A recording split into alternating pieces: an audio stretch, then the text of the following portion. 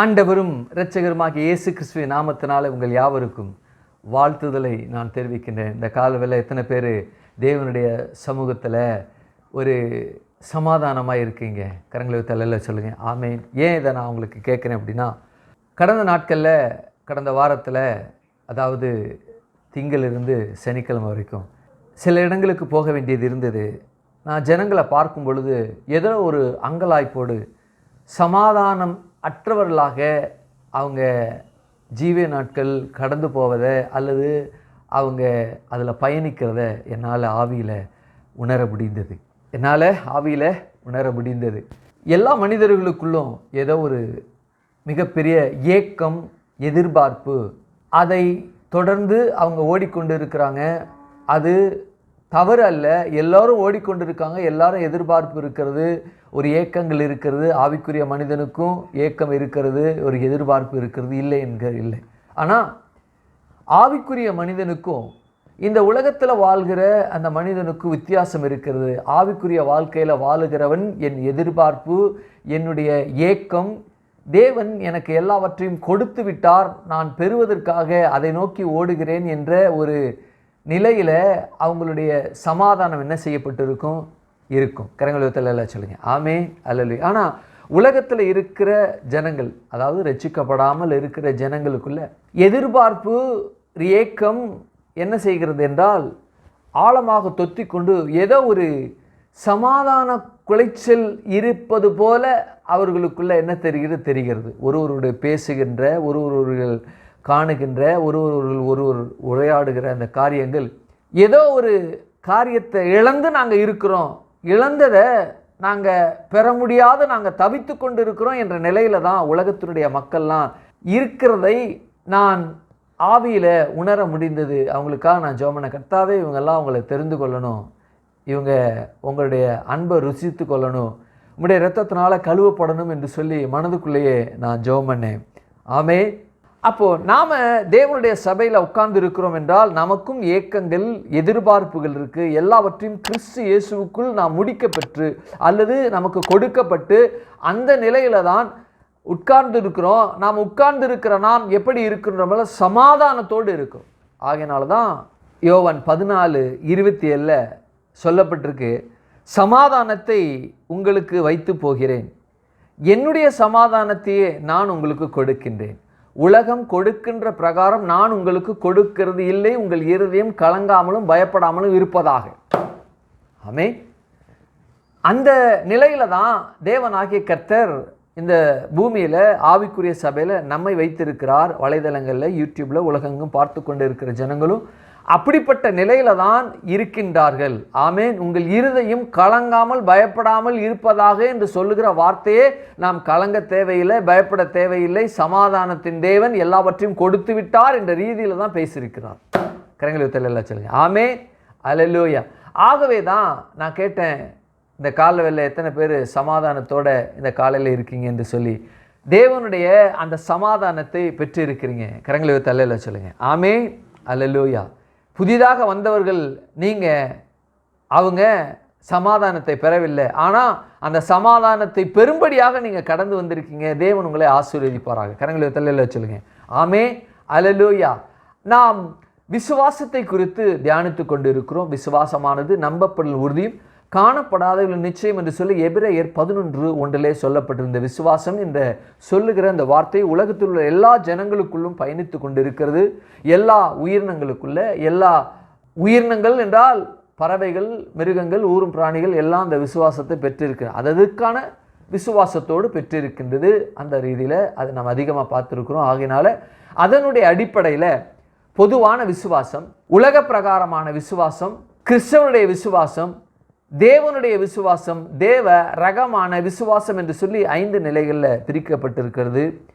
இந்த விசுவாசம் என்று சொல்லப்படுகிற இந்த வார்த்தையை மனிதர்களுக்குள்ள அவங்களுடைய வாழ்நாளில் எப்படி பயணித்து கொண்டிருக்கு, அதாவது தேவனை பற்றுகிற அந்த விசுவாசத்தில், தேவனை ஆராதிக்கிற, அவரை நம்புகிற அந்த நம்பிக்கையில், இந்த உலகத்தை, அதாவது இறை நம்பிக்கையின் அடிப்படையில், கடவுள் வணக்க நம்பிக்கையில் இந்த மனிதர்களுக்குள்ளே எப்படி பயணித்து கொண்டிருக்கிறது என்றால் 6 காரியங்களாக பிரிக்க முடியும். 1, காட்டில் வாழ்கிற ஜனங்கள் இறை நம்பிக்கை இருக்கின்றபடினால அவங்க இந்த பூமியில் இயற்கையை தெய்வமாக வணங்கி கொண்டிருக்கிறார்கள். மூதாதையருடைய ஆவியை கூட வணங்கி கொண்டிருக்கிறார்கள். அடுத்தது, தங்களுக்கென்று தெய்வங்களை தெரிந்தெடுத்து கொண்டு உருவாக்கி கொண்டு அந்த தெய்வங்களை நமஸ்கரிக்கிற வணங்குகிற தெய்வங்கள். அவங்க எவ்வளோ படித்தவங்களாக இருக்கட்டும், எவ்வளவு உயர் பதவியில் இருக்கிறவங்களா இருக்கட்டும், தங்களுக்கென்று தெய்வங்களை உண்டாக்கி கொண்டு இருக்கிற ஜனங்கள், அவர்களுக்குள்ளும் இறை நம்பிக்கை இருக்கிறது. அதை நான் மதிக்கின்றேன், அதை நான் ரொம்ப மேன்மை பாராட்டுகிறேன். ஆனால் அது சரியான வழியில் இல்லை. அது சரியான வழி இல்லாது ஏதோ ஒரு கிளையில், ஏதோ ஒரு வலதுபுறமோ இடதுபுறமோ அவர்கள் பிரிந்து இருக்கின்றார்கள், அவ்வளவுதான். வேதத்தில் சொல்லப்பட்ட கர்த்தர் பக்தி உள்ளவனை தனக்காக தெரிந்தெடுக்கிறார் என்று சொல்லப்பட்டிருக்கிறது. ஆமே. அப்படி என்றால் கிறிஸ்தவருடைய பக்தியை காட்டிலும் தங்களுக்கென்று தெய்வங்களை உண்டாக்கி இருக்கிற அந்த மனிதர்களுக்குள்ள அந்த இறை நம்பிக்கை, இறை பக்தி என்பது அதிகமாக இருக்கிறது. எப்படி என்றால் அவங்க தங்களுக்கென்று தெய்வங்களை உண்டாக்கி கொண்டு அந்த தெய்வங்களுக்காக விரதம் இருப்பது, இன்னும் தங்கள் உடலை வருத்தி கொள்வது, தீயில நடக்கிறது, உடலில் கத்தி சில ஆயுதங்களை அவங்க குத்தி கொள்வது, நாக்கில் குத்தி கொள்வது போன்ற காரியங்களை அதை செய்து அவங்க கடவுளை பிரியப்படுத்த தன்னுடைய சரீரத்தை வருத்தப்படுத்துகிறாங்க. அது இறை நம்பிக்கை அவ்வளோ ஸ்ட்ராங்காக அவங்களுக்குள்ளே இருக்குது. நான் அதை மதிக்கிறேன், அதை நான் மேன்மை பாராட்டுகிறேன். ஆனால் அது சரியான தேவனா என்றால் வேதத்தின்படி, வேதம் சொல்லுகிறபடி இல்லை என்று சொல்லப்பட்டிருக்கிறது, இல்லை என்று காண்கிறோம். ஆமே. அடுத்தது, கிறிஸ்தவர்கள் என்று சொல்லி சிலை வழிபாடு செய்கின்ற கிறிஸ்தவர்கள். மறுபடியும் சொல்கிறேன், கிறிஸ்தவர்களாக இருந்தாலும் சிலை வழிபாடு செய்கின்ற கிறிஸ்தவர்கள் இந்த பூமியில் இருக்கிறாங்க. அது யாருன்னு உங்களுக்கு தெரியும், நான் பேர் சொல்ல விரும்பலை. அடுத்தது, பிதா குமாரன் பரிசுத்த ஆவி நன்கு அறிவாங்க. ஆனால் அவர்கள் அறிகிற அறிவு அதோடு தான் இருக்கணும். அதாவது ஒரு பாட லெவலில், ஒரு தியரிட்டிக்கல் லெவலில் தான் இருக்கும். எக்ஸ்பீரியன்ஸ் லெவல், அனுபவ ரீதியாக அவங்களுக்கு கிடையாது. அப்படி என்றால் அவர்கள் பெயரளவில் இந்த பூமியில் கிறிஸ்தவர்களாக வாழ்ந்து கொண்டு அவர்கள் இந்த பூமியில் சஞ்சரித்து கொண்டு இருக்கிறார்கள், பெயரளவில் இருக்கக்கூடிய பெயர் கிறிஸ்தவர்கள். அடுத்தது, அதற்கு கொஞ்சம் ஒரு படி மேலே யூதர்கள். யூதர்களை காட்டிலும் யார் அப்படின்னா தன்னுடைய இரத்தத்தினால கழுவப்பட்டு, பாவமர கழுவப்பட்டு அவருடைய ஜனங்களாக இருக்கக்கூடிய நாம் எல்லாரும் வலைதளங்களில் யூடியூப்பில் பார்த்து கொண்டு இருக்கிற நீங்களும் யூதர்களுக்கு மேலாக தேவன் உங்களை வைத்திருக்கிறார். கரங்களை தள்ளல சொல்லுங்க. ஆமே, அல்லேலூயா. அப்போது தேவனாகிய கர்த்தர் இந்த காரியங்களை பேசும் பொழுது ஆண்டவராகிய கர்த்தர், அப்போது இதை தியானித்து கொண்டு இருக்கிறோம். கிறிஸ்தவருடைய அந்த விசுவாசத்தை குறித்து தியானித்து அவர்களுக்கு மேலே இன்னொருத்தவங்க இருக்கிறாங்க இல்லையா, யூதர்கள், அவர்களை பற்றி நாம் பார்த்து கொண்டு இருக்கிறோம். அவர்கள் இந்த பூமியில் இருக்கிறாங்க, அவர்களுக்கும் இயேசு தேவைப்படுகிறார். அவர்களும் இந்த ஒட்டுமொத்த உலகத்தில் உள்ள மனிதர்களைப் போல பாவ நிலையில் தான் இருக்கிறாங்க. ஆகையினால தான் ஆண்டவராக இயேசு கிறிஸ்து 2024 ஆண்டுகளுக்கு முன்பாக இந்த பூமியில் இருந்த பொழுது ஒரு மனிதனை சந்தித்தார். அந்த மனிதன் மறுபடியும் பிறக்க வேண்டும். அந்த மனிதன் யார் என்றால் யூதன், பரிசேயன், போதகன். அவன் இந்த பூமியில் எப்படிப்பட்ட நிலையில் அவன் இருக்கிறான் அப்படின்னா, இந்த பூமியில் அவன் பாவ நிலையில் இருக்கிறான். ஆகவே தான் அவனை பார்த்து ஆண்டவராகிய கர்த்தர் ஒரு வார்த்தை பேசுகிறார். என்ன வார்த்தை பேசுகிறார் என்றால், நீ மறுபடியும் பிறக்கணும் அப்படிங்கிறார். நான் மறுபடியும் பிறக்கணுமா? எப்படி பிறக்கணும்? அது சாத்தியமா அப்படின்னா, ஆண்டவர் சொல்றார், நீ மோசே ஆகமத்தை பார்த்துருக்கியே, நீ போதிச்சிருக்கியே, அதில் மோசே வனாந்தரத்தில் வெண்கல சர்ப்பத்தை உயர்த்தின பொழுது அதை பார்த்த ஜனங்கள் பாம்பினால், விஷ பாம்பினால் கடிபட்டவர்கள் விஷ முறிவு அடைந்து வாழ்ந்தார்கள். உலகத்தில் இருக்கிற எல்லா ஜனங்களும், நீ உட்பட உலகத்தில் இருக்கிற எல்லா ஜனங்களும் பாவம் என்கிற பாம்பு தீண்டி இருக்கிறது. வனாந்தரத்தில் மோசே உயர்த்தினது போல நானும் கல்வாரி சிலுவையில் என்ன உயர்த்துவாங்க, தூக்குவாங்க. என்னை நோக்கி நீ பார்க்கணும். எப்படி பார்க்கணும்? இந்த உலகத்தில் இருக்கிற எல்லா ஜனங்களை போல நானும் பாவத்தில் இருக்கிறேன். என் பாவத்தை கழுவுவதற்கு என்னுடைய சட்டதிட்டங்கள், என்னுடைய கற்பனைகள், என்னுடைய கோட்பாடுகள், மத சடங்குகள், அந்த பலிமுறைகள், பண்டிகைகள் எதுவும் என்னை கழுவ முடியல என்பதை நான் அறிந்து கொண்டேன். ஆகவே நானும் இந்த உலகத்தில் பாவியான மனுஷனை போல நானும் வாழ்ந்து கொண்டிருக்கிறேன். இயேசுவே, நீர் ஒருவர் மாத்திரமே கழுவுவதற்கு இந்த பூமிக்கு வந்தீர். மேசியா என்று சொல்லப்பட்ட நீர் ஒருவர் மாத்திரமே மேசியா, ஆகவே உம்முடைய இரத்தத்தினால என்னை கழுவுங்க என்று சொல்ற ரீதியில நீ பார்க்க வேண்டும் என்று சொல்லி ஆண்டவராய் கர்த்தர் இந்த நிக்கதேமுக்கு பேசினார். ஆகையினாலதான் தேவன் தம்முடைய ஒரே பேரான குமாரனை விசுவாசிக்கிறவனோ அவன் கெட்டு போகாமல் நித்திய ஜீவனை அடையும்படிக்கு இயேசுவை தந்தில்லை, அவரை தந்தில் இவ்வளவாய் உலகத்தில் அன்பு கூர்ந்தார் என்று சொல்லப்படுகிற வார்த்தையானது ஒவ்வொரு வார்த்தையாக தியானித்துக் கொண்டிருக்கும். அந்த வார்த்தை சாதாரணமாக கடந்து போய் விடுகிற வார்த்தை அல்ல, ஒட்டுமொத்த வேதாகமத்துடைய சுருக்கம் தான் அது. யோவான் 3:16. அப்போ ஒட்டுமொத்த வேதாகமம் என்று சொல்லப்படும் பொழுது பூமியினுடைய படைப்பு, மனித சஞ்சாரம், பாவத்தில் விழுவது, பாவத்திலிருந்து பரிகாரத்தை உண்டாக்குவது, அந்த பரிகாரத்தை உண்டாக்கினவர் யார், அந்த உண்டாக்குனருடைய தன்மை என்ன, அந்த உண்டாக்கப்பட்ட தன்மையை ஒரு மனிதன் பெறும்பொழுது அவன் எப்படிப்பட்ட நிலையிலே அவன் வாழ்க்கை இருக்கும், நித்தியத்தில் அவன் எப்படி இருப்பான் என்று சொல்லி அந்த காரியத்தை தெள்ள தெளிவாக 3:16 சொல்லுகிறது. அது மாத்திரமல்ல, தேவன் அன்பாகவே இருக்கிறார் என்றால் அந்த அன்பாகவே இருக்கிற அந்த வார்த்தைக்கு அன்பு மாத்திரமே இருக்கிறது, அவரிடத்தில் வேற ஒன்றும் இல்லை என்று சொல்லுகிற ரீதியில தான் இது சொல்லப்பட்டிருக்கிறது. ஆமென். இப்போ நமக்கு முன்பாக இந்த கம்யூனியன் கப்பு இருக்கு. இந்த கப்பு எப்படி இருக்குன்னா, இதை நம்ம அனுசரிச்சிட்டோம். அனுசரிப்பதற்கு முன்பாக அதை எவ்வளவு இருக்கு என்ற அளவிட்டு நம்ம சொல்லுவோம் இல்லையா, 3/4 இருக்கு அப்படின்னு சொல்லுவோம். ஆனா 3/4 அந்த கால் என்னது அப்படின்னா ஒண்ணுமே இல்லை அப்படின்னு சொல்லுவோம். ஆனா இன்னும் சொல்ல போனா தெளிவா சொல்லனா 3/4 இருக்கு, இன்னும் கால் காற்றால் நிரப்பப்பட்டு இருக்கிறது என்று சொல்லுவோம். அப்போ பாதி இருக்கிறது, பாதி திராட்சரசம், பாதி காற்று. கால்வாசி திராட்சரசம், 3/4 காற்று. 3/4 திராட்சரசம், கால்வாசி காற்று. இதுதான் இதனுடைய காரியம்.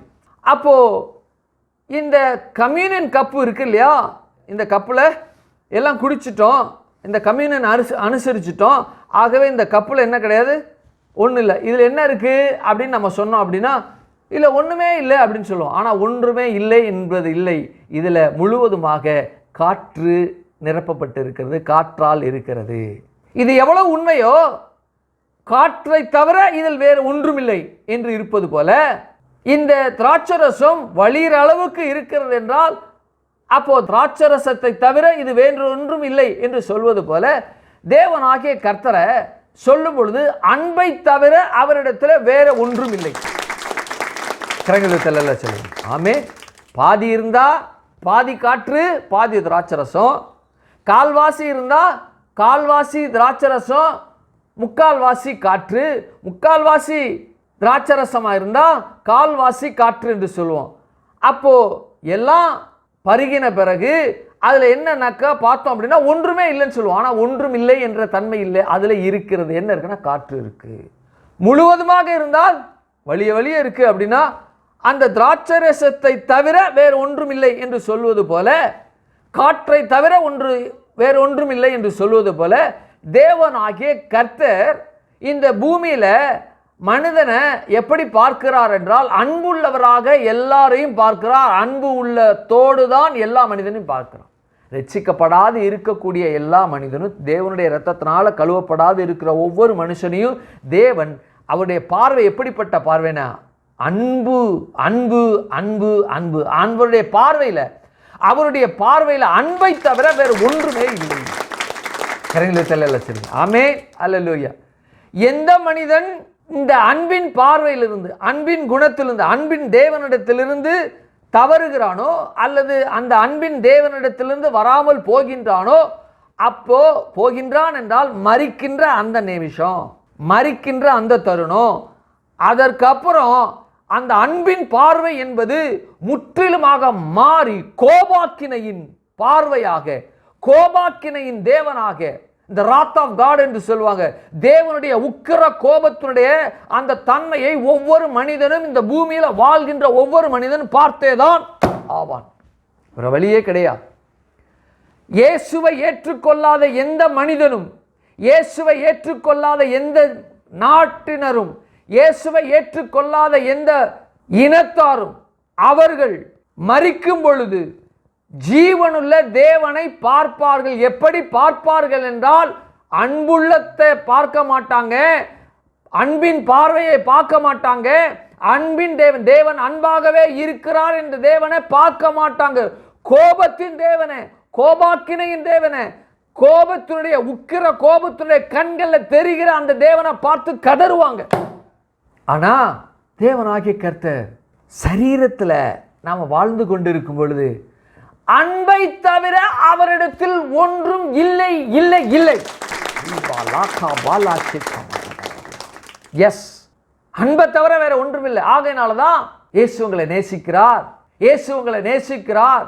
நீங்க எந்த நிலையில இருந்தாலும் இயேசு உங்களை எவ்வளவு பாவியா இருந்தாலும், எவ்வளவு கொடூரனா இருந்தாலும், என் பாவத்தை எந்த கடவுளாலும் மன்னிக்க முடியாத அவ்வளவு பயங்கரமான பாவத்தை நான் செய்து கொண்டு இருந்தேன், இப்போ நான் செய்து கொண்டு இருக்கிறேன் என்று சொல்லுகிற, இதை பார்த்து கொண்டு இருக்கிற உங்களுக்கு தேவனுடைய வார்த்தை வருகிறது. நீங்கள் அவருடைய அன்பின் பார்வையில் இருக்கின்ற, ஆகவே உங்களுடைய பாவத்தை கழுவ அவராலே மாத்திரமே முடியும். அன்பின் தேவன் இயேசு. அன்புக்கு ஒரு நபரை காண்பிக்க வேண்டும். உருவம் கொடுக்கணும்னு ஏதோ சிலை இல்லை, ஏதோ ஒரு மரம் இல்லை, ஒரு கல் மாதிரி இல்லை. அவருக்கு உருவம் கொடுக்க வேண்டும் என்றால், மனிதனாக ஒரு உருவத்தை காண்பிக்க வேண்டும் என்றால் அது யார் என்றால் இயேசு, இயேசு, இயேசு. அவரின் அன்பு மாறாத அன்பு. அவரின் அன்பு மாறாதது. அவருடைய அன்பு உலக மக்கள் கடைசி நிமிஷத்தினுடைய வாழ்நாளில் கடைசி நிமிஷம் வரைக்கும் அந்த அன்பு மாறாது மாறாது மாறாது. ஆனால் அவன் மரிக்கும் பொழுது வித்தியாசமே வேறையா இருக்கும். எவ்வளவு அன்புள்ளவராக இருக்கின்றாரோ அவ்வளவு கோபம் உள்ளவராக இருக்கிறார். எவ்வளவு தயவுள்ளவராக இருக்கிறாரோ, ஒரு மனிதன் மரித்த பிறகு தயவு அற்றவராக இருக்கின்றார். எவ்வளவு பொறுமை உள்ளவராக இருக்கின்றாரோ, அவன் மரித்த பொழுது அவனுக்காக பொறுமையாக இல்லை, உக்கிர கோபத்தோடு அவனுக்காக இருக்கிறார்.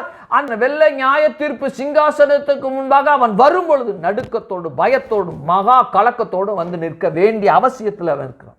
ஆகையினாலதான் இந்த அன்பு ரொம்ப விலையேறப்பெற்றது. அதை ஒவ்வொரு நாளும் தியானிக்க வேண்டும். ஆமென், அல்லேலூயா. ஆகவேதான் தன்னுடைய வார்த்தையில பேசி இருக்கிறார். அவர் அன்பின் தேவன். இவ்வளவாய் உலகத்தில் அன்பு கூர்ந்தார். எவ்வளவாய் உலகத்தில் அன்பு கூர்ந்தார். ஒரு மனிதனுக்காக மரிக்கக்கூடிய எவனும் இன்னொரு மனுஷன் மரிக்க முடியாது. எவனும் மரிக்க முடியாது. ஏன், சொந்த தகப்பனே, சொந்த தாயே, சொந்த சகோதரனே, இன்னும் சொல்ல போனா அவனுடைய பாவத்திற்கு அவன் கூட மரிக்க முடியாது. ஆனால் எந்த மனிதனாலும் செய்ய முடியாத காரியத்தை ஒரு தேவனாகிய கர்த்தர் மனிதனாக வந்து அவருடைய பிள்ளையாக நம்மை தேர்ந்தெடுக்க அவர் மரித்தார். அதுதான் அன்பினுடைய உச்சபட்ச, அன்பினுடைய உச்சகட்ட நிலை. மரணம் அதை தழுவினார், ருசி பார்த்தார். ஆமே, ஹல்லேலூயா. இவ்வளவாய் உலகத்தில் அன்பு. இந்த அன்பு எப்படிப்பட்டனா, களங்கம் இல்லாதது, மாறாது, பரிபூர்ணம் உள்ளது. இந்த அன்பு ஒவ்வொரு மனிதனுக்குள்ள பயணித்து கொண்டு இருக்கிறது. ஆதாமுக்கு எப்படி பயணித்தது? ஆதாமுக்கு இருவேறு நிலை, இருவேறு வாழ்க்கை இருந்துச்சு. பாவம் பிரவேசிப்பதற்கு முன்பாக, பாவம் பிரவேசித்ததற்கு பின்பாக. அப்போ அவனுக்கு அப்படிப்பட்ட நிலை இருக்குமானால், இந்த உலகத்தில் இருக்கக்கூடிய ஒவ்வொரு மனிதனும் அப்படிப்பட்ட நிலையில் வாழ்ந்து இன்னொரு நிலையை அடைய வேண்டும். அப்படி என்றால் ஆதாம் பாவமில்லாது இருந்து பாவமாக இருந்து பாவியாக மரித்தான். நாம் பாவியாக இருந்து ஆண்டவருடைய ஏற்றுக்கொள்ளுதல் நிமித்தமாக இப்ப பரிசுத்தமா அவருடைய பிள்ளையாய் இருக்கின்றோம். அவனுக்கு இரு வாழ்க்கை, நமக்கும் இரு வாழ்க்கை. அவன் பாவத்திற்கு முன்பு, பாவத்திற்கு பின்பு என்று அவனுடைய நிலை. நம்முடைய நிலை பாவத்திற்கு முன்பு, கிறிஸ்துவை ஏற்றுக்கொள்வதற்கு பின்பு என்று நம்முடைய நிலை. அப்போ ஒரு தேவனுடைய இந்த ரட்சிப்பானது, தேவனுடைய அன்பானது நம்முடைய காலத்தை இருவேறாக பிரிக்கக்கூடியது.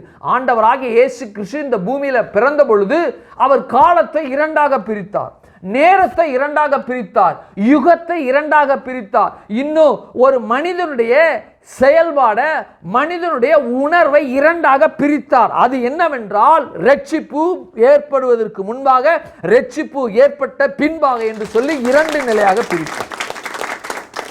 ஆமென். கரங்களை தள்ள சொல்லுங்க. ஆமென்.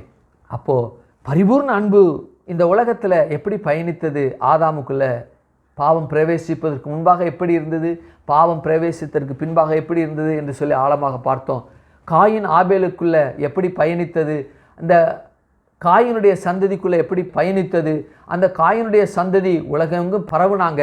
அது மாத்திரமல்ல, ஆதாமுக்கு பிள்ளைகள்லாம் பிறந்தாங்க. அந்த பிள்ளைகளெல்லாம் யாருடைய வித்தா இருந்தாங்கன்னா தேவனுடைய வித்தா இல்லை, ஆபிரகாமுடைய வித்தா இருந்து ஆபிரகாமுடைய பிள்ளைகளாக இருந்து மரித்தாங்க. பாவியாக இருந்து மரித்தாங்க. எப்படி மரித்தாங்க? வாழ்நாள் குறைந்திருக்க மரித்தாங்க. உலகம் ஒட்டுமொத்த பாவத்தை தாங்க முடியாமல் இருக்கிறபடினால தேவனுடைய அன்பு அவர்களுக்குள்ள பயணித்தது. ஆதாம் ஏவாளுக்கு பேசப்பட்ட வார்த்தையை காப்பாற்ற வேண்டும் என்பதற்காக ஆதாமுடைய வித்து உடைய ஒரு மனிதனை தேர்ந்தெடுத்தார். அந்த மனிதன் யார் என்றால் நோவா. அந்த நோவாவுக்குள்ளேயும் பயணித்தது. அவனுடைய குமாரர்கள் சேம், காம், யாப்பேத் அவர்களுக்குள்ள பயணித்தது. அப்போ அவர்களுக்குள்ள அந்த பரிபூர்ண அன்பு பயணித்தது ருசித்தாங்க. அதன் நிமித்தமாக தேவனாகிய கர்த்தர் இந்த சேமுடைய வம்சத்திலிருந்து ஆண்டவராகிய கர்த்தர் தன்னுடைய குமாரனை பிறக்க சித்தமாகி அதிலே ஆபிரகாம் தோன்றினான். ஆபிரகாமுக்குள்ள தேவனுடைய அன்பு எப்படி பயணித்தது, அவனுடைய பிள்ளை ஈசாக்குடைய அவனுடைய வாழ்க்கையில் எப்படி பயணித்தது. அது மாத்திரமல்ல, ஈசாக்கு 2 பிள்ளைங்க பிறந்தாங்க. ஒருத்தன் ஏசா, இன்னொருத்தன் யாரு? யாக்கோபு. ஆமேன். கரங்களை தலையில சொல்லுங்க. ஆமேன். இப்போ அவர்களுக்குள்ள இந்த பரிபூர்ண அன்பு, பாவம் இந்த பூமியில பிரவேசித்து உலகமானது ஒரு பேரழிவை சந்தித்து அந்த பேரழிவுக்கு அப்புறம் பூமியில இன்னும் பரிபூர்ண அன்பு பயணித்து கொண்டிருக்கு. எவ்வளவு பெரிய ஒரு ஸ்லாக்கியம், எவ்வளவு பெரிய ஒரு காரியத்தை பாருங்க.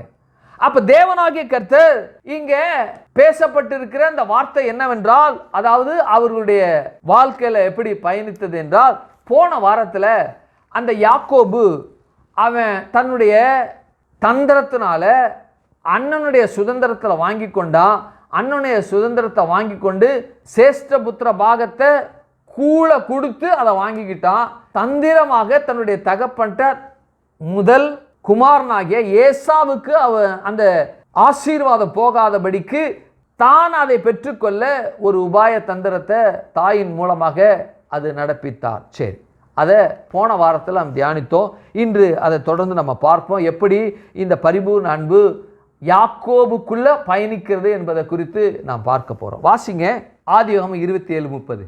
ஈசாக்கு யாக்கோபை ஆசீர்வதித்து முடித்த பொழுது யாக்கோபு தன் தகப்பனாகிய ஈசாக்கின் சமூகத்தை விட்டு புறப்பட்ட உடனே அவன் சகோதரனாகிய ஏசா வேட்டையாடி வந்து சேர்ந்தான்.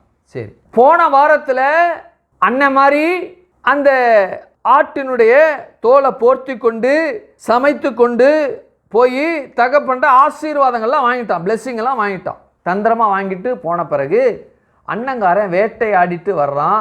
வேட்டையாடிட்டு வந்த பிறகு அடுத்து 31 நான் வாசிக்கிறேன். அவனும் ருசியுள்ள பதார்த்தங்களை சமைத்து தன் தகப்பனண்டைக்கு கொண்டு வந்து தகப்பனை நோக்கி, உம்முடைய ஆத்துமா என்னை ஆசீர்வதிக்கும்படி என் தகப்பனார் எழுந்திருந்து உம்முடைய குமாரனாகிய வேட்டையாடி கொண்டு வந்ததை புசிப்பாராக என்றான். கண்ணு தெரியாம படுத்திருக்கிற அவனுக்கு ஐயோ இப்பதான் நான் யாரா வந்தான் ஒருத்தன், டக்குன்னு தூக்கி வாரி போட்டுருச்சு.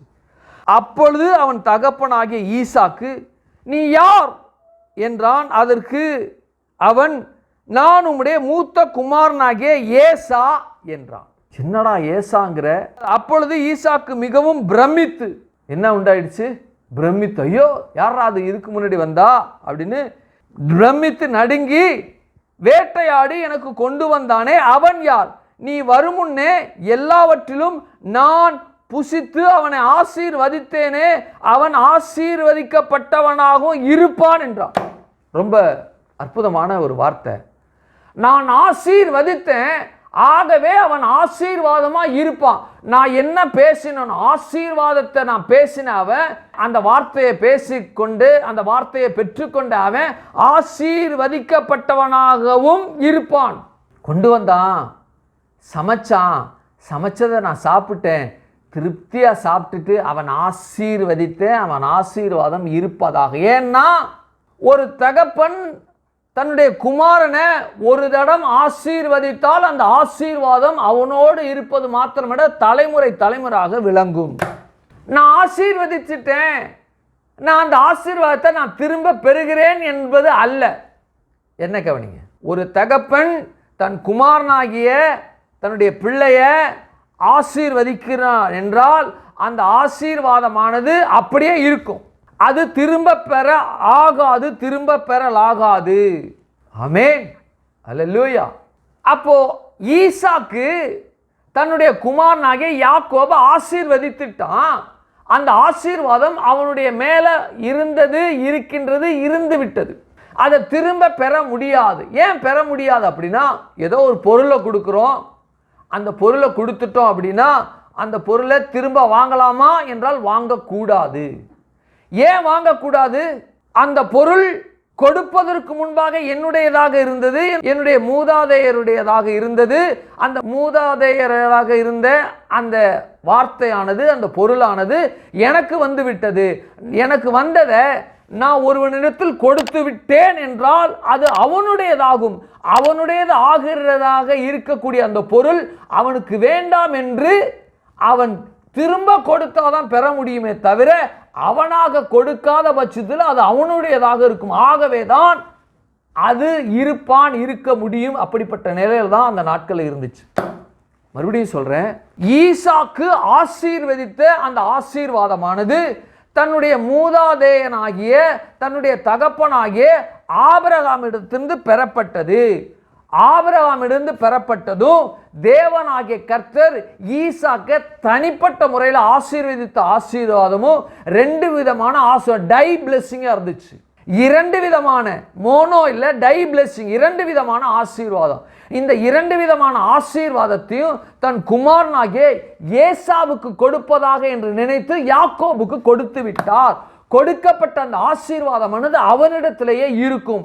அவன் வேண்டாம் என்று அந்த ஆசீர்வாதத்தை நீரே வைத்துக் கொள்ளும் என்று சொல்லாத பட்சத்தில் அந்த வார்த்தையானது, அந்த ஆசீர்வாதமானது அவனோடு இருக்கத்தான் செய்யும். அது இருக்கும். இப்போ ஒரு பொருள் இருக்கிறது, இந்த பேனா இருக்கு, இந்த பேனா இப்பொழுது என்னுடையது. தம்பிக்கு கொஞ்சம் முன்னாடி வா. இந்த பேனா என்னுடையது, இப்போ இது எனக்கு உரியது. இந்த பேனா, இந்த பேனாவை என் குமாரனாகிய என் பிள்ளைட்ட என்ன செய்றேன்? கொடுக்கிறேன். இப்பொழுதும் என்னுடையதாக இருக்கிறது. அவனும் பிடித்து கொண்டு இருக்கிறாரு, நானும் பிடித்து கொண்டு இருக்கிறேன். இது என்னுடையதாக இருக்கிறது.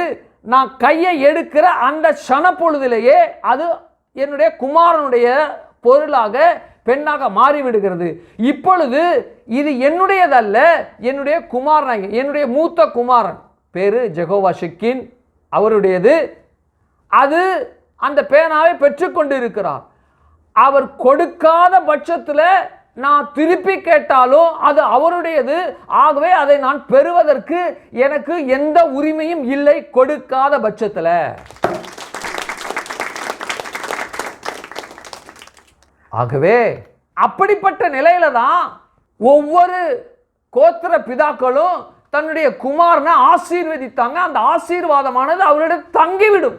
ஒருபோதும் ஈசாக்கு தன்னுடைய குமாரனாகிய யாக்கோபை ஆசீர்வதித்த பிறகு, தம்பி நான் தெரியாதனமா என்னுடைய மூத்த குமாரனாகிய ஏசாவை ஆசீர்வதிப்பதற்கு பதிலாக உன்னை நான் ஆசீர்வதித்தேன், ஆகவே அந்த ஆசீர்வாதத்தை நான் எடுத்துக்கிட்டு நான் இப்போ கொடுக்கிறேன், உனக்கு இல்லை என்று என்ன செய்ய முடியாது? மறுக்க முடியாது. சேஷ்ட புத்திர பாகத்தினுடைய இன்னொரு பரிமாணம் அல்லது இன்னொரு நிலைமை.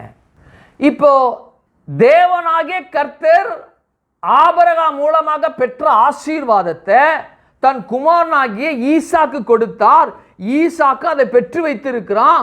அதோடு தேவனுடைய ஆசீர்வாதமும் அவன் மேல வந்து தேவன் அவர் ஆசீர்வதித்து அந்த ஆசீர்வாதத்தை, அந்த வார்த்தையை பேசினபடினால ஆபிரகாம் பெற்ற ஆசீர்வாதம் தன்னுடைய குமாரனாகிய ஈசாக்கு கிடைத்தது. அந்த ஈசாக்கு தேவன் மூலமாக பெற்ற அந்த ரெண்டு ஆசீர்வாதம் இதை யாக்கோபுக்கு கொடுத்துட்டான். அவன் கொடுக்காத பட்சத்தில் அந்த ஆசீர்வாதமானது யாக்கோபையும் அவனுடைய குடும்பத்தில் இருக்கிற சந்ததியை சார்ந்த யாவருக்கும் அது கடந்து செல்லும்.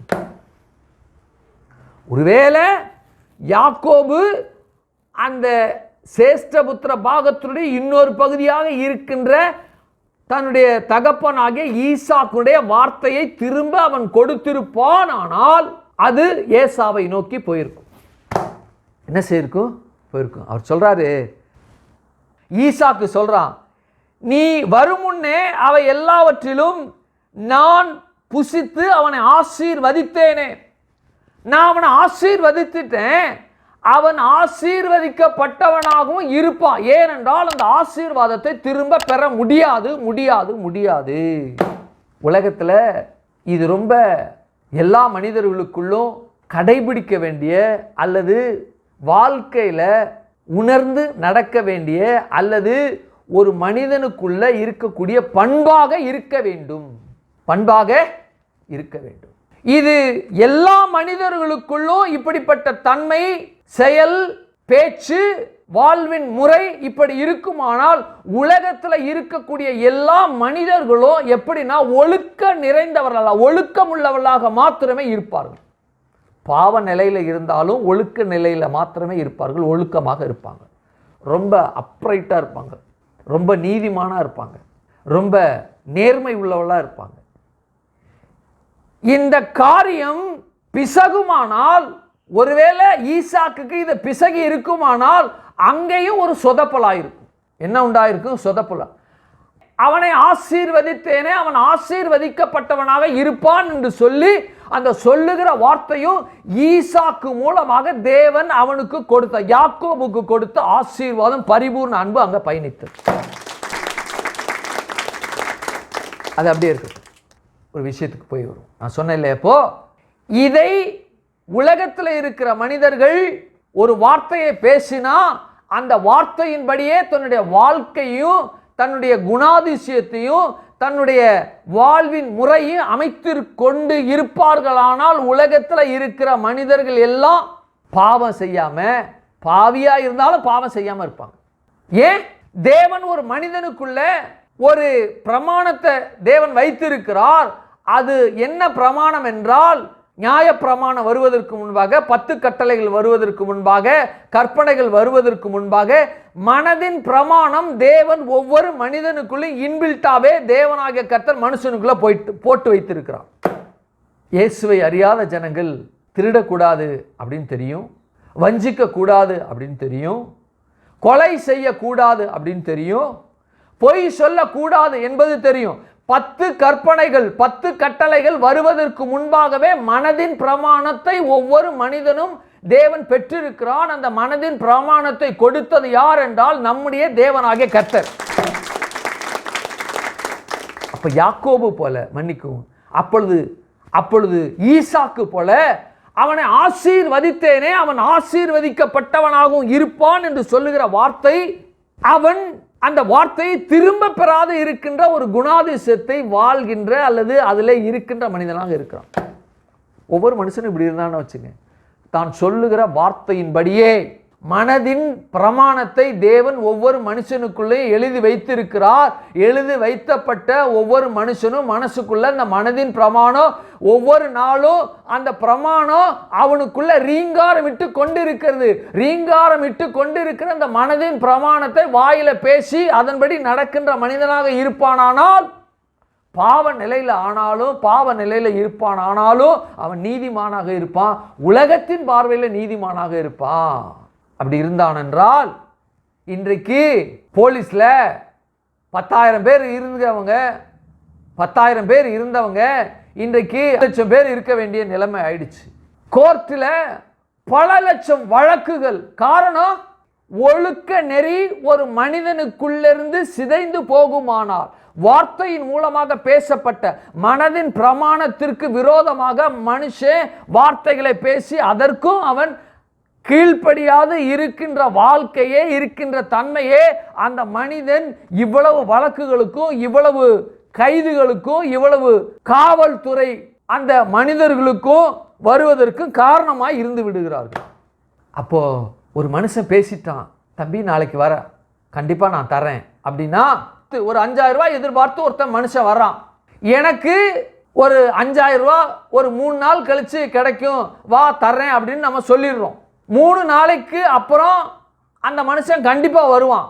எனக்கு 2 நாளைக்குள்ளே ஒரு 10,000 அல்லது 20,000 எனக்கு வருகிறது, அதிலிருந்து 5,000 தர்றேன் என்று சொல்லி நாம சொல்லியிருக்கிறோம். அப்படின்னா 3வது நாள் அவன் வந்து இருக்கும் பொழுது எனக்கு 2வது நாளே 5,000 எனக்கு இருக்கிறதோ, 10,000 இருக்கிறதோ, 15,000 இருக்கிறதோ, 20,000 இருக்கிறதோ, நாளைக்கு வருகிறவனுக்கு நான் பதில் சொல்லி ஆக வேண்டும். பதில்னா நான் கொடுத்து ஆக வேண்டும். ஆகவே இன்னைக்கு வரல அப்படின்னோடனே நாளைக்கு அவன்கிட்ட சொல்லிவிட்டேனே, ஆகவே அந்த வார்த்தையின்படி என்ன ஆனாலும் 5,000 கொடுப்பதற்கு நாம் தயாராக இருக்கணும். இதுதான் நம்முடைய வாழ்க்கையினுடைய ஒழுக்க நெறி, ஒழுக்க முறை. ஆனால் இப்போ அப்படியா? நம்மக்கிட்ட உண்மையிலே காசு இருந்தாலும், அல்லது எந்த மனுஷன் பேசுனானோ அவன்கிட்ட காசு இருந்தாலும் சொன்னால் கொடுத்துடணும் அவசியமா என்ன? வரட்டும் அப்படியே அலக்கழிச்சு அவனே இவன்கிட்டலாம் கிடைக்காரா அப்படின்னு போகிற அளவுக்கு அழைக்க விடுவோம் என்று எந்த மனிதன் இருக்கின்றானோ, எந்த மனுஷன் அப்படி பேசுகிறானோ, எந்த மனுஷன் அப்படி நினைவு கொள்கிறானோ, அந்த நினைவு கொள்கிற அந்த வார்த்தையானது அந்த மனிதனுடைய ஒழுக்கக்கெட்ட அல்லது சீர்கெட்ட அந்த நிலைக்கு அவனுடைய வாழ்க்கை அமையும், அவனுடைய செயல்பாடு அமைக்கும், அவனுடைய குணாதிசயம் மாறும். இது ஒருத்தனுக்குள்ள அப்படியே வந்து வந்து வந்து அவன் செஞ்சா நான் என்ன செய்யக்கூடாதா, அவன் அப்படி இருக்கிறான் நான் இருக்கக்கூடாதா?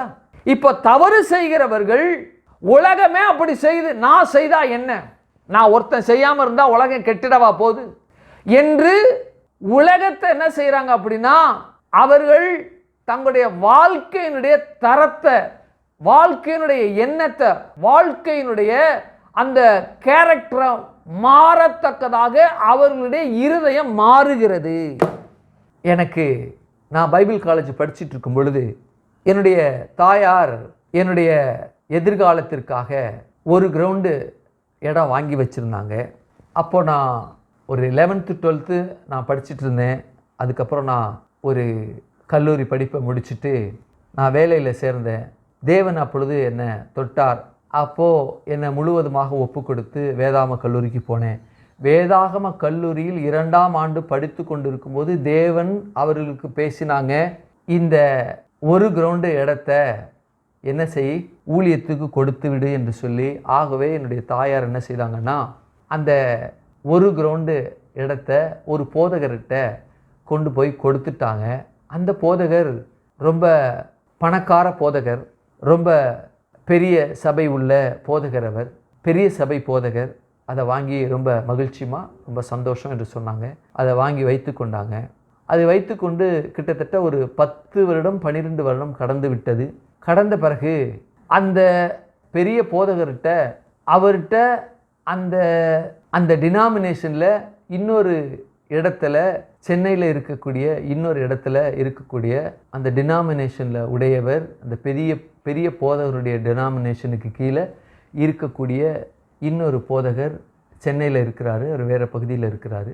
அவர் தன்னுடைய சபைக்காக, அதாவது சபையினுடைய ஒரு ரெனோவேஷன், ஒரு புதுப்பித்தலுக்காக பணம் வேண்டும் என்று சொல்லி கேட்க வந்தார். அப்பொழுது திடீரென்று அந்த பெரிய போதகர் என்னுடைய தாயார் கொடுத்த அந்த இடத்த அவருக்கு கொடுத்து, இதை விற்றுட்டு நீங்கள் உங்கள் ரெனோவேஷனுக்காக, புதுப்பித்தலுக்காக அதை பயன்படுத்திங்க என்று சொல்லி கொடுத்துட்டாங்க.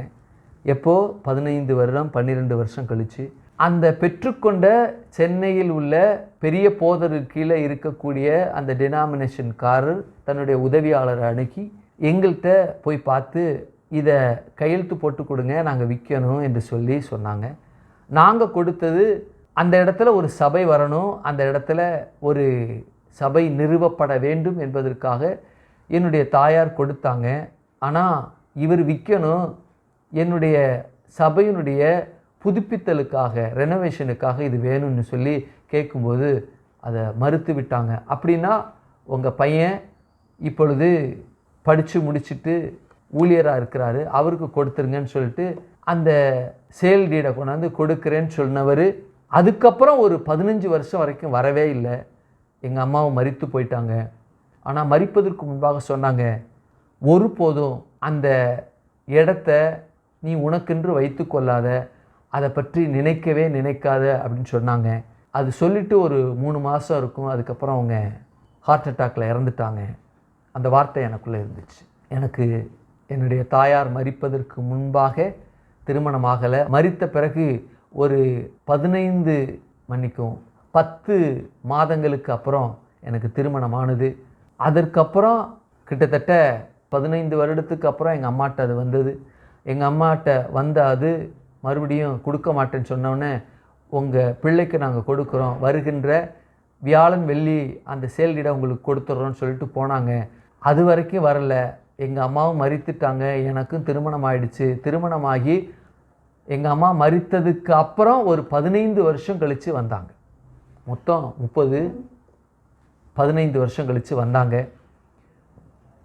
வந்துட்டு இந்த மாதிரி ஒரு லேண்ட் இருக்குது, நீங்கள் தான் கொடுத்தீங்க, எங்களுக்கு கையெழுத்து போட்டு கொடுங்க, நாங்கள் அதில் சபை கட்டிக்கிறோம் அப்படின்னு வந்தாங்க. கர்த்தர் சொன்னார், அவங்க கையெழுத்து வேணும்னு கேட்குறாங்க, நீ கையெழுத்து போட்டு கொடுத்துரு அப்படின்ட்டாரு. அவங்க வந்த உடனே என்னோடு இருந்த ஆவிக்குரிய நண்பர்கள், அதாவது போதகர்கள் என்ன சொன்னாங்க அப்படின்னா, அவங்க வேண்டான்ட்டு போனாங்க, திருப்பி கொடுத்துட்றேன்ட்டு வந்தாங்க. அந்த திருப்பி கொடுக்குறேன்னு வந்தவங்க வரவே இல்லை, அவங்க வார்த்தையின்படியே கொடுங்கன்னு நீ கேளு என்று சொல்லி அவங்க சொன்னாங்க. ஆனால் எங்கள் அம்மா சொன்னாங்க, அதை ஒருபோதும் கேட்காத அப்படின்னு சொன்னாங்க. வாங்காத, தேவனுக்கென்று கொடுத்தோம், கொடுத்துடட்டும். அவங்க சபை கட்டுறாங்க, கட்டலை, விற்கிறாங்க, விற்கலை, அது நம்முடைய செயல் அல்ல, நம்முடைய காரியம் அல்ல. ஆண்டவருக்கென்று ஆலயம் கட்டுவதற்காக நம்ம கொடுத்தோம். கட்டுவதும் கட்டாது இருப்பதும், அதை வைத்திருப்பதும், அதை விற்று போடுவதும் அதற்காக நாம் கண்காணி அல்ல. ஆகவே அதை பற்றி கேட்காதன்னு சொன்னாங்க. அதை நான் மனசில் வாங்கிக்கிட்டேன். கடைசி வரைக்கும் கேட்கல. எங்கள் அம்மாட்ட 15 வருஷம் கழித்து வந்தாங்க. எங்கள் அம்மாட்ட 15 வருஷம் வந்துட்ட பிறகு அதுக்கப்புறம் ஒரு 15 வருஷம் கழிச்சு, அதுக்கப்புறம் எங்கள் அம்மாட்ட வந்துட்ட பிறகு அதுக்கப்புறம் ஒரு 3 மாதம் 4 மாதம் கழித்து எங்கள் அம்மா மரிச்சிட்டாங்க. ஒரு 15 வருஷம் ஆச்சு. என் பிள்ளைகள்லாம் பிறந்தாங்க. முதல் பிள்ளை பிறந்தான், 2ஆம் பிள்ளை பிறந்தான். அவங்கெல்லாம் சின்ன பிள்ளையாக இருக்கும் பொழுது மறுபடியும் ஒரு 15 வருஷம் கழித்து அவங்க வந்தாங்க. வந்த பிறகு எங்கள் அம்மாவுடைய வார்த்தை எனக்கு காதில் இன்று வரைக்கும் ஒலித்து கொண்டிருந்தது, அன்றைக்கும் ஒலித்தது. எங்கே கையெழுத்து போடணும்னு சொல்லுங்கன்னு சொன்னேன். ஒரு வார்த்தை பேசலை. நீங்கள் அடுத்த வாரம் வாங்கன்னு சொன்னாங்க. அடுத்த வாரம் போனேன். எந்த இடத்துல கையெழுத்து போடணும்னு சொன்னாங்களோ அந்த இடத்துல கையெழுத்து போட்டு விறுவிறுன்னு வந்துட்டு ஒரு வார்த்தை கேட்கல. அவங்க ஆச்சரியப்பட்டாங்க, நீங்கள் எதுவுமே என்கிட்ட கேட்கலையே. நாங்கள் கேட்க மாட்டோம், எங்கள் அம்மா சொன்னாங்க, இப்படிப்பட்ட காரியத்தை சொன்னாங்க என்று சொல்லி. வார்த்தை ரொம்ப அவசியமானது. நாங்கள் எழுதி கொடுத்தால்தான் இது நடக்கப்பட வேண்டும், நடந்தது, இப்படித்தான் இருக்குது என்பது அல்ல. எந்த வார்த்தை நாம் பேசுகிறோமோ அந்த வார்த்தையானது நாம் எழுதி கொடுத்த காரியத்தை காட்டிலும் மிகவும் பயங்கரமானது என்பதை அறிந்து கொள்ள வேண்டும். சொல்றான், ஆசீர்வதித்தேனே, அவன் ஆசீர்வதிக்கப்பட்டவனாக இருப்பான். நாங்கள் கொடுத்தமே, கொடுத்தது கொடுத்ததாகவே தான் இருக்கும். மறுபடியும் பெற்றுக்கொள்வதற்கான காரியம் அல்ல. நாம் கொடுப்பதற்கு முன்பாக அது என்னுடையதாக இருந்தது, எங்களுடையதாக இருந்தது அந்த நிலம். இன்றைக்கு கிட்டத்தட்ட அது 50-70 கோடி ரூபாய் பெருமானம் போகக்கூடியதாக இருக்கக்கூடியது. அது ஆவடிக்கும் அம்பத்தூருக்கும், அதாவது நடுவில் இருக்குது. அது சென்னையினுடைய ஆவடி ரோட்டுக்கும் மெயின் ரோட்டுக்கும், சென்னை கல்கத்தா 4 சாலை 4 வழித்தடம் அதுக்கு நடுவில் அது இருக்குது. ஒரு 2 மாடி தளம் இருக்கும்னா 2 மாடி தளத்தில் பார்த்தா காரு, பைக்கு, வேனு, லாரி போகிறத பார்க்க முடியும். அவ்வளவு ரொம்ப நியர். இன்று வரைக்கும் மனதில் துளி கூட ஐயோ அந்த இடம் கிடச்சிருந்தா என்று நாங்கள் நினைக்கவில்லை, பேசவில்லை. ஏன்னா வார்த்தையில் வல்லமை இருக்கிறது. ஆசீர்வதித்தேனே, ஆசீர்வதிக்கப்பட்டவனாக இருப்பான் என்று ஈசாக்கு ஏசாவை பார்த்து யாக்கோபுக்காக பேசினது போல நாங்கள் எப்போ கொடுத்தோமோ அது கொடுத்ததாகவே இருப்பான், இருக்கிறது என்று சொல்லுகிறோம். அதுக்கப்புறம் காணிக்கை கொடுத்தாங்க. பாஸ்டர், இந்த லேண்டுக்காக இல்லை, உங்கள் ஊழியத்துக்காக நாங்கள் கொடுக்குறோம் காணிக்கை என்று சொன்னாங்க. அதனால தான் அதை வாங்கினேனே தவிர ஜஸ்ட் ஒரு 3 lakhs கொடுத்தாங்க. நான் சொன்னேன், இது இந்த இடத்துக்குன்னா நான் ஒருபோதும் ஒரு காசு நான் வாங்க மாட்டேன், நான் போயிடுறேன், நான் வாங்கவே மாட்டேன் என்று மறுத்தேன். இல்லை, நீங்கள் கண்டிப்பாக வாங்கிக்கணும், இது இந்த இடத்திற்காக இல்லை, நீங்கள் சொன்ன வார்த்தையை மீறாமல் எந்த கேள்வியும் கேட்காம கையெழுத்து போட்டீங்க இல்லையா, உங்களுடைய ஊழியத்தை ஆசீர்வதிக்கும்படி நாங்கள் இந்த 3 லட்சத்தை நாங்கள் உங்களுக்கு கொடுக்கிறோம் என்று சொல்லி, உங்களுக்கு இல்லை தேவனுக்கு நாங்கள் ஊழியத்திற்காக நாங்கள் கொடுக்கிறோம் சொன்னது நிமித்தமாக தான் நான் வாங்கினேன். ஈசாக்கு சொல்கிறான் ஏசாவை பார்த்து, உன் தம்பியை நான் ஆசீர்வதித்தேனே, ஆசீர்வதிக்கப்பட்டவனாக இருப்பான். இதுதான் தேவன் பரிபூர்ண அன்பு. ஈசாக்குக்குள்ளே இருந்தது, ஏசா அதை தவற விட்டுட்டான், அது யாக்கோபுக்குள்ள போயிடுச்சு. டேய், உன் அண்ணன் அவனை மாதிரியே நீ காரியத்தை நடப்பித்து வஞ்சகமா நீ வார்த்தைகளை வாங்கி போயிட்ட, அந்த வார்த்தைகள்லாம் சாபமாக மாற கடவுது பேசல. ஆசீர்வதித்தேனே அவன் ஆசீர்வதிக்கப்பட்டவனாக இருப்பான் என்ற வார்த்தை ரொம்ப ஆழமாக பேசப்பட்டது. அந்த வார்த்தை திரும்ப பெற முடியாது. ஆபிரகாமுடைய ஆசீர்வாதம், ஈசாக்கு தனிப்பட்ட முறையில் தேவனிடத்திலிருந்து பெற்ற ஆசீர்வாதம், இதை யாக்கோபிட்ட கொடுத்து விட்டான். கொடுப்பதற்கு முன்பாக இந்த சுதந்திரமானது ஏசாவுடையது.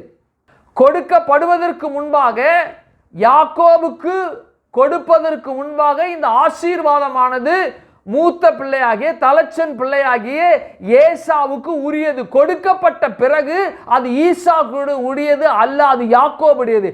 யாக்கோபு வேண்டாம் என்று திருப்பி கொடுக்காத பட்சத்தில் அது யாக்கோபிடத்துல தான் அது இருக்கும்.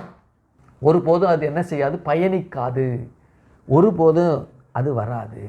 அப்ப தேவனாகி கர்த்தர் பரிபூர்ண அன்பை, ஆபிரகாம் பெற்ற ஆசீர்வாதத்தை ஈசாக்கு கிட்ட அப்படியே இம்பார்ட்டேஷன் பண்ணான். இப்போ மரித்து போக போகிறேன், நான் புசித்து கொடுத்து என் ஆத்துமா உன்னை ஆசீர்வதிக்கணும் என்று சொல்லி வரும்பொழுது, ஏற்கனவே விற்று போட்டவன்கிட்ட கொடுக்கக்கூடாது என்று தேவன் நல்லா தெரியும். ஆகவே ரெபேக்காளை ட்ரம்ப் கார்டை பயன்படுத்தி அவள் மூலமாக அந்த ஆசீர்வாதம் முழுவதும் இயேசு கிறிஸ்துவின் மூலமாய் நமக்கு கிடைக்கும்படி ஈசாக்கு யாக்கோபை ஆசீர்வதித்தான். அதை அவன் பெற்றுக்கொண்டான். பெற்றுக்கொள்ளப்பட்டது திரும்ப பெறாது. இப்போ ஈசாக்கு ஏசா கிட்ட சொல்றான், ஆசீர்வதித்தேனே ஆசீர்வதிக்கப்பட்டவனாக இருப்பான் என்றால், கிறிஸ்து இயேசுவின் மூலமாக பிதாவாகிய தேவன் குமாரனாகிய இயேசு கிறிஸ்துவின் மூலமாக நம்மை ஆசீர்வதித்து இருக்கிறார்.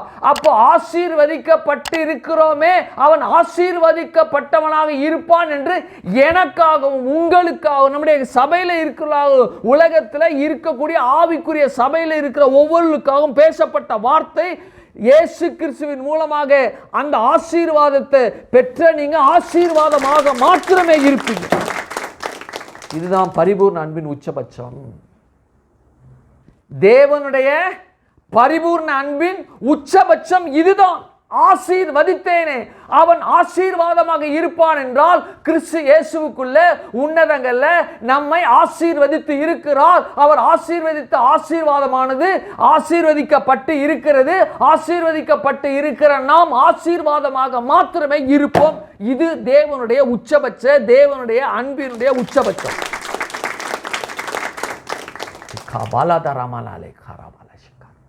யோசிச்சு பாருங்க, கடவுளுடைய அன்பு எப்படி பயணிக்கிறது பாருங்க.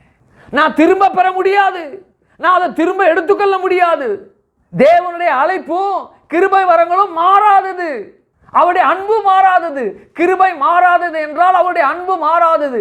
கிருபை வரங்களும் அந்த அன்பு மாறாதது என்றால் அவர் நமக்கு கொடுக்கப்பட்ட ஆசீர்வாதங்கள் ஒருபோதும் மாறாது, எவனுக்கும் போகாது. ராமானா தேலேமே அஷேலே மாறவே மாறாது. உங்களை ஆசீர்வதித்தார் என்றால் அந்த ஆசீர்வாதம் அனுபவிக்காம இந்த சரீரத்திலிருந்து பூலோகத்தை விட்டு நீங்க போக கூடாது, முடியாது முடியாது முடியாது. ஆசீர்வதித்தேனே ஆசீர்வாதமாகவே மாத்திரமே இருப்பான். கிறிஸ்து இயேசுவுக்குள் உன்னதங்கள சகல ஆசீர்வாதத்தினாலும் நம்மை ஆசீர்வதித்து இருக்கிறார். அதை அனுபவிக்காம அடையாம இதை பார்த்து கொண்டிருக்கிற கேட்டுக்கொண்டிருக்கிற ஆவிக்குரிய சபையில உட்கார்ந்து கொண்டிருக்கிற இரத்தத்தினால கழுவப்பட்ட உங்களுக்குள்ள அது பயணிக்காம அனுபவிக்காம நீங்க இந்த பூலோகத்தை விட்டு போக முடியாது, கூடாது.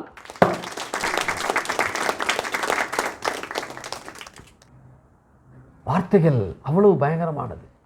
ஒரு சாதாரண மனிதன் இந்த பூமியில வென்று அகன்று போகின்ற ஈசாக்கு தன் குமாரனாகிய யாக்கோபு ஆசீர்வதித்த அந்த ஆசீர்வாதம் திரும்ப பெற முடியாது என்றால், அந்த ஈசாக்க வானத்தை, பூமியை, உயிரினங்களை, இந்த யூனிவர்ஸ், இந்த அண்ட சராசரங்களை படைத்த தேவன் உன்னதங்களில் ஆசீர்வதித்து இருக்கிறார் என்ற வார்த்தையானது திரும்ப பெற்ற முடியுமோ? முடியாது. பொய்த்து போகுமோ? பொய்த்து போகாது. அபத்தம் ஆகுமோ? அபத்தம் ஆவது இல்லை, இல்லை, இல்லை.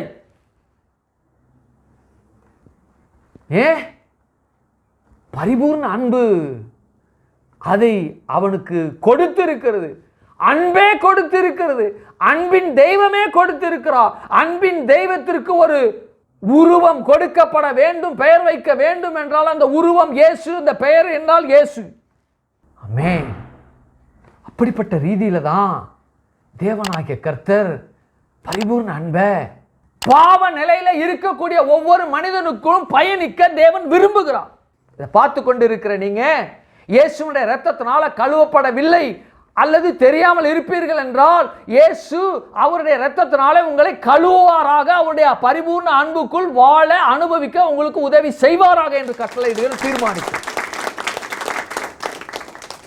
தேவனுடைய ஆசீர்வாதத்தை, ரட்சிப்பின் ஆசீர்வாதத்தை, ரட்சிப்பின் மூலமாக கொடுக்கப்பட்ட அந்த ஆசீர்வாதத்தை பெருகுவர்களாக பெற்று அனுபவிக்கிறீர்களாக நீங்கள் இருப்பீர்களாக என்று இந்த வார்த்தையை கொண்டு நான் உங்களை ஆசீர்வதிக்கிறேன். ஆசீர்வதித்தேனே இந்த ஆசீர்வாதமானது உங்களுக்கு உள்ளது. அவன் ஆசீர்வதிக்கப்பட்டவனாக இருப்பான். நான் சொல்றேன், உங்களை நான் ஆசீர்வதிக்கிறேன். நீங்கள் ஆசீர்வதிக்கப்பட்டவர்களாக மாத்திரமே இருப்பீர்கள். ஏன்? இந்த பரிபூர்ண ஆசீர்வாதம், இந்த ஆசீர்வதிக்கப்பட்ட அந்த ஆசீர்வாதத்துக்குள்ள பரிபூர்ண அன்பு பயணிக்கிறது மக்களே. அதுக்கு தான் நம்ம இருக்கிறோம். இந்த ஆசீர்வாதத்தில் தேவனை ஆராதிக்கிற ஆராதனை இருக்கு. தேவன் நமக்கு கொடுத்த ஆவிக்குரிய மண்டலத்திலிருந்து பெறக்கூடிய காணக்கூடாததும் கேளாததும் மனதில் தோன்றாததும் மிகப்பெரிய காரியங்கள் இந்த ஆசீர்வாதத்துக்குள்ள, இந்த அன்புக்குள்ள அடங்கி பொதிந்து வைக்கப்பட்டிருக்கு. ஏதோ இந்த உலகத்தில் நாம் பார்க்குறோம், ஏதோ பொண்ணு வெள்ளி அப்படிங்கிறோம், நோய் இல்லாதங்கிறோம், இன்னும் என்னென்னவோலாம். அதை காட்டிலும் இன்னும் மேலானது மறைபொருள் எத்தனையோ இந்த ஆவிக்குரிய மண்டலத்தில் பரிபூர்ண அன்புல ஆசீர்வதித்தேனே ஆசீர்வதிக்கப்பட்டவனாக இருப்பான் என்று அவனுக்கு இல்லைங்க, எனக்கும் உங்களுக்கும் பேசப்பட்டிருக்கு. அதுக்குள்ளே இருக்குங்க.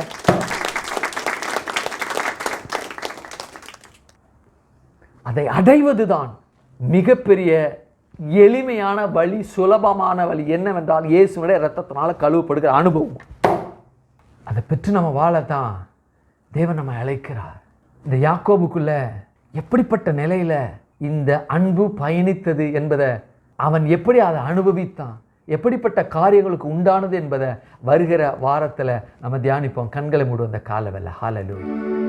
நேசிக்கின்ற எங்கள் பரலோக பிதாவே, குமாரனாகிய நாமத்தினுடைய சமூகத்தில் நாங்கள் வருகிறோம். கர்த்தாவே, இந்த காலவேளை ஆசீர்வதித்தேனே, அவன் ஆசீர்வதிக்கப்பட்டவனாக இருப்பான் என்று ஈசாக்கு யாக்கோபை பார்த்து பேசின அந்த வார்த்தைகள், ஈசாக்கின் மூலமாக யாக்கோபு பெற்றது, அந்த யாக்கோபின் மூலமாக இயேசுவும், இயேசுவின் மூலமாக எங்களுக்கும் நீர் ஈசாக்கை கொண்டு பேசினதற்காக உமக்கு நன்றி. இதை நாங்கள் அனுபவிக்கிறோம். நாங்கள் ஆசீர்வதிக்கப்பட்டவர்களே, ஆசீர்வாதமாக மாத்திரமே இருப்போம் என்ற வார்த்தை எங்களுக்குள்ள பரிபூர்ண அன்புக்குள்ள பயணித்து கொண்டிருப்பதற்காக நன்றி. வலைதளங்களில், யூடியூப்ல, உலகெங்கும் பார்த்து கொண்டிருக்கிற ஜனங்களுக்குள்ளும் அவர்கள் ஆசீர்வதிக்கப்பட்டவர்களும் ஆசீர்வாதமாக இருப்பார்கள் என்று சொல்லப்படுகிற வார்த்தை அவளுக்குள்ள பயணித்து கொண்டிருப்பதற்காக நன்றி. அதை அனுபவிப்பதற்காக, அதை பெற்று அவர்களுடையதாக்கி கொண்டு ஆண்டவரே இந்த உலகத்தை ஜெயித்ததற்காக நன்றி. எங்க சபையில புதிதாக வந்தவர்களும் ஆண்டவரே ஆசீர்வதித்தேனே ஆசீர்வதிக்கப்பட்டவர்களாக இருப்பார்கள் என்று சொல்லப்படுகிற வார்த்தைகள் அவர்களுக்கும் பழித்து அதை அனுபவிக்க கர்த்தர் உதவி செய்ததற்காக உமக்கு ஸ்தோத்திரம். உலகங்களும் வலைதளங்களை, யூடியூப்ல இந்த செய்தியை பார்த்து கொண்டு இருக்கிற ஜனங்கள் ஆண்டவரே மருத்துவமனையில் மரணத்தில், ஆண்டவரே வியாதி படுக்கையில் மரண படுக்கையில் இருக்கிற ஜனங்களும் ஆசீர்வதித்து அவர்களை ஆசீர்வாதமாக மாத்திரமே இருப்பார்கள் என்று சொல்கிற வார்த்தையை நான் இப்ப அவங்க மேல பேசுறேன். இயேசுவின் நாமத்தினால பார்த்து கொண்டிருக்கிற ஜனங்களுக்குள் அவர்களுடைய மரண படுக்கை மாற்றப்படுவதாக, நோயினுடைய படுக்கை மாற்றப்படுவதாக என்று நான் கட்டளையிடுகிறேன், தீர்மானிக்கிறேன். அந்த ஆண்டவரை தீர்மானத்தின்படி அவர்கள் ஆசீர்வாதம் அடைந்து பரிபூர்ண அன்பை அவங்க ருசிக்கத்தக்கதாக விடுதலை, நோயிலிருந்து மரண படுக்கையிலிருந்து விடுதலை அடைந்தார்கள் என்று சொல்லி நான் ஆண்டவரை ஆசீர்வதித்தேனே, ஆசீர்வதிக்கப்பட்டவர்களாக இருப்பார்கள் என்ற வார்த்தை அவர்களில் பயணித்து விடுதலை உண்டானதற்கு நமக்கு நன்றி செலுத்துகிறோம். கரத்தில் ஒப்புக் கொடுக்கிறோம். ஆசீர்வதிங்க, பலப்படுத்துங்க, காத்துக்கொள்ளுங்க, நன்மையினாலே முடிச்சுட்டுங்க. கிருபைக்குள்ள ஒப்புக் கொடுக்கிறேன். இயேசுவின் நாமத்தில் ஜெபிக்கிறோம் ஜீவனுள்ள நல்ல பிதாவே. ஆமே ஆமே. ஒரு பாடலை பாடும் பொழுது ஆண்டவருக்கு என்று நாம் காணிக்கை செலுத்துவோம். ஆமே.